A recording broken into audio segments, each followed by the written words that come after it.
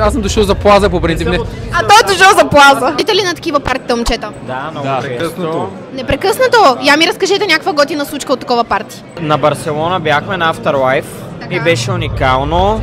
15 000 човека, брутално парти, хора, свежи хора, млади. Имаше ли дървета на това място? Освен аз нямаше. Те за дърветата. Не дървета, де. Какво сте? В момента сме горски езичници.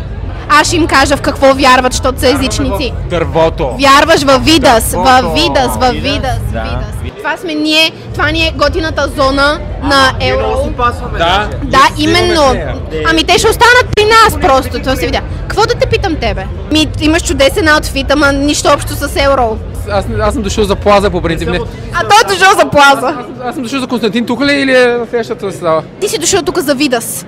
Видас? Кой е Видас? Видас е гръцки бог, не. Защо да е гръцки бог? Видас значи живот. И наистина нашите напитки, без бял захар и без консерванти, са живот. Казват се Видас, намери ни, последвай ни в TikTok, в Instagram, навсякъде.